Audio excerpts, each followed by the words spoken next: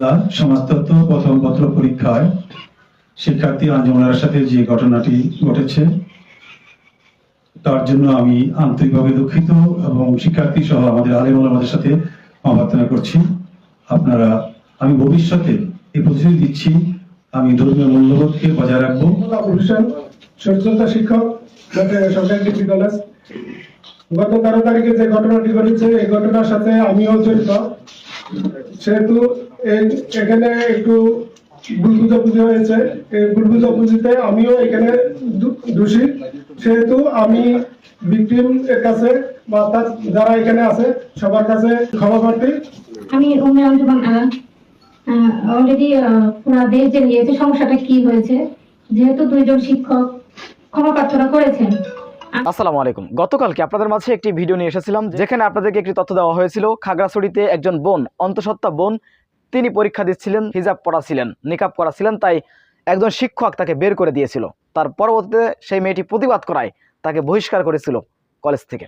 এই হচ্ছে ঘটনা। আমরা তার প্রতিবাদ জানিয়েছিলাম। আপনারা জানেন যে মিডিয়া ব্যক্তিত্ব সহ সেখানে স্থানীয়রা প্রতিবাদ জানিয়েছিলেন। আজ সে সকল শিক্ষকরা ক্ষমা চেয়েছেন। আমি আপনাদের মাঝে সেই ভিডিওটি নিয়ে এসেছি। তার আগে কিছু কথা বলতে চাই। আমি আবারও স্মরণ করে দিতে চাই, বর্তমান বাংলাদেশে নাস্তিক ইসলাম বিদ্বেষী হাসিনা নেই, হাসিনার দখলে বাংলাদেশ নেই। অতএব এ সকল চুলকানি যাদের আছে তাদেরকে সাবধান করতে চাচ্ছি। সাবধান হয়ে যান, না এতে পরিণতি খুবই খারাপ হবে। ক্ষমা চেয়ে কুল পাবেন না। আমরা দেখতে পেয়েছি বাংলাদেশের আরেকটি জায়গায় নার্সিংয়ে, সেখানে মেয়েদেরকে বোরকা পরতে দেওয়া হয় না, জোর করে বোরকা খুলে তাদের ক্লাস করতে হয় এবং যাবতীয় কার্যক্রম করতে হয়। বোরকা পরতে দেন না, হিজাব করতে দেবেন না। এটা হাসিনার দেশ নয়। আমি আবারও বলছি, যদি কোনো বোন এইভাবে অভিযোগ করে থাকেন তাহলে তার বিরুদ্ধে কিন্তু অ্যাকশন বাংলাদেশের মানুষ অবশ্যই নেবে। আমরা অবশ্যই গর্জে উঠবো, কথা বলবো, প্রতিবাদ জানাবো। আমাদের জীবন দিয়ে আমরা চেষ্টা করব বাংলাদেশে প্রত্যেকটি ধর্মের মানুষ যেন তার ধর্মীয় অধিকার জন্য তারা ফিরে পায়। সাবধান হয়ে যান। তারা ক্ষমা চেয়েছেন, চলুন আমরা সেই ক্ষমা চাওয়ার ভিডিওটি দেখে আসি। এবং আমাদের সেই বোনটি তিনি ক্ষমা করে দিয়েছেন, চলুন আমরা দেখে আসি বিস্তারিত। আসসালামু আলাইকুম। আমি প্রফেসর মোহাম্মদ কামাল হোসেন মজুমদার, অধ্যক্ষ মাটিরাঙ্গা সরকারি কলেজ। গত 13 তারিখ বিকালবেলা সমাজতত্ত্ব প্রথম পত্র পরীক্ষায় শিক্ষার্থী আঞ্জুমানের সাথে যে ঘটনাটি ঘটেছে তার জন্য আমি আন্তরিকভাবে দুঃখিত এবং শিক্ষার্থী সহ আমাদের আলেম ওলামাদের সাথে প্রার্থনা করছি। আপনারা আমি ভবিষ্যতে এই প্রতিশ্রুতি দিচ্ছি আমি ধর্মীয় মূল্যবোধকে বজায় রাখবো এবং তদনুযায়ী আমার দায়িত্ব যতক্ষণ রাখবে সরকার দায়িত্ব পালন করতে চেষ্টা করব। তাই সবাই আপনারা আমার প্রতি যে ধারণাগুলো এসেছিলেন যে একজন মুসলমান হিসাবে আমাকে ক্ষমা করে দেবেন, এইটুকু আপনাদের প্রতি আমার সবিনয় নিবেদন রইল। আমি মোহাম্মদ আবুল হোসেন, সচেতনতা শিক্ষক, সরকারি ডিগ্রি কলেজ। গত 13 তারিখে যে ঘটনাটি ঘটেছে এই ঘটনার সাথে আমিও জড়িত, সেহেতু এখানে একটু ভুল বুঝাবুঝি হয়েছে।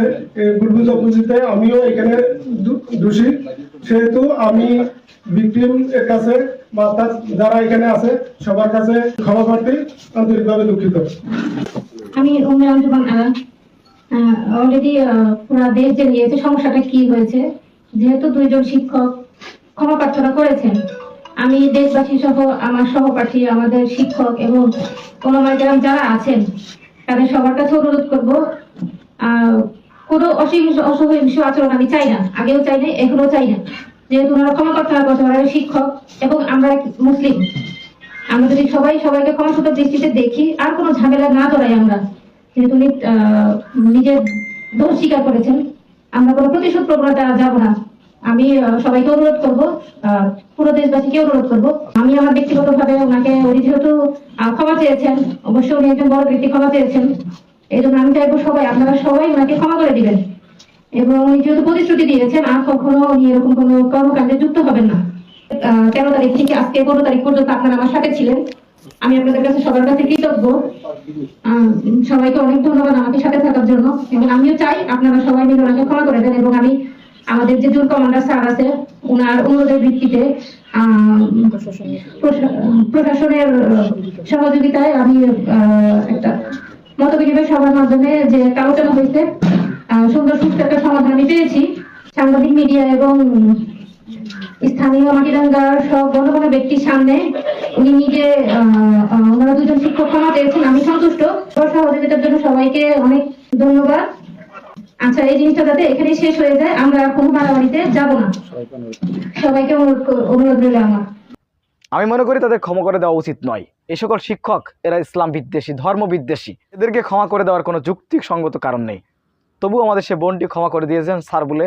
তিনি বলেছেন যে ইসলাম মানুষকে ক্ষমা করে দেয়, তিনি সে কথা বলে ক্ষমা করে দিয়েছেন। যাই হোক, আপাতত আমরা কিছু বলতেছি না, কিন্তু এর পরবর্তীতে এমন কার্যক্রম যে করবে আমরা জানতে পারলে তাকে অবশ্যই সেই পদ থেকে বহিষ্কার করতে হবে এবং সুনির্দিষ্ট অভিযোগের ভিত্তিতে তাকে গ্রেপ্তার করে আইনের আওতায় আনতে হবে। সুপ্রদর্শক, বিষয়টি আপনারা কীভাবে দেখছেন অবশ্যই আপনাদের মূল্যবান মন্তব্য কমেন্ট বক্সে জানাবেন। সবসময় সত্য নির্ভেজাল তথ্য পেতে স্বাধীন বাংলা ইউটিউব চ্যানেলটি সাবস্ক্রাইব করে আমাদের সাথে থাকুন। আসসালামু আলাইকুম রহমতুল্লাহি ওয়া বারাকাতুহু।